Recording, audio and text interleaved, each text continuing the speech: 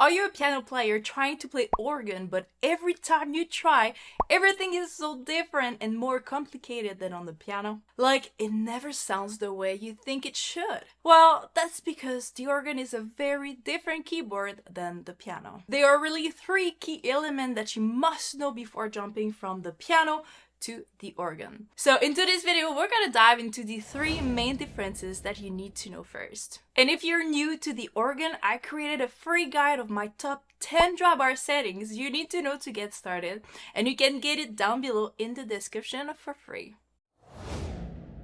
Alright, so the first difference we must talk about is the velocity. On a piano, you have different levels of dynamics to go from soft to loud, but it doesn't exist on the organ. Even if I hit the notes really hard or super soft, it doesn't change a thing. So what can we do to create more dynamics? Well, that's why we have the expression pedal on a vintage organ, and if you have a clone just like this one, you can use an external expression pedal so you can add more dynamics to your playing. So just to give you an example here, using the expression pedal, now I can create dynamics in my playing.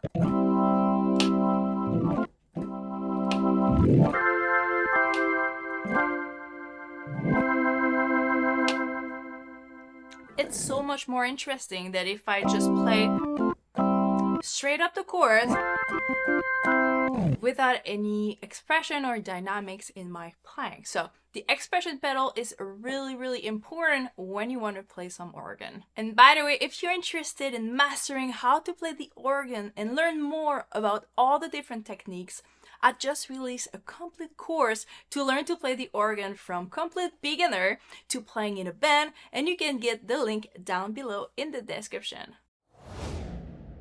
Alright, tip number 2 is about the sustain.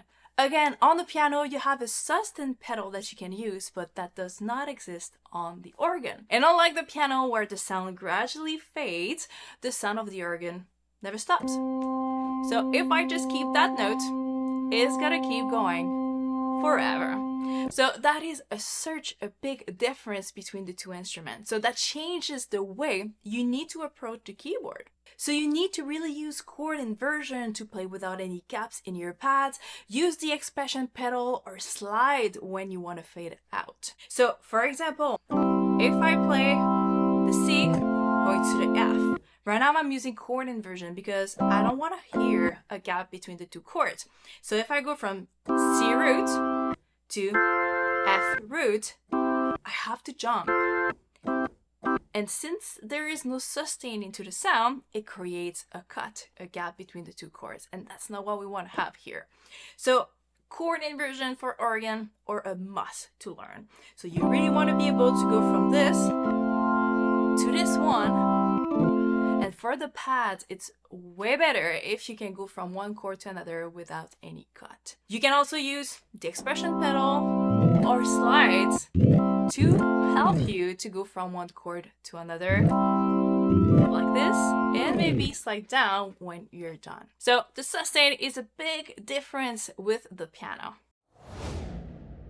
And the last main difference between the piano and the organ is all the options we actually have on the organ to create different sounds. We can use the drawbars, we can use the chorus, the vibrato, the Leslie, the percussion. There are so many things we can do to have cool effects and create different colors in our playing. So that's why the organ is so useful and can be played in so many different styles because it's so versatile. Alright, thank you so much for watching, and if you've learned anything valuable from this video, make sure you hit the like button and subscribe to the channel to never miss a new video. Alright, bye for now.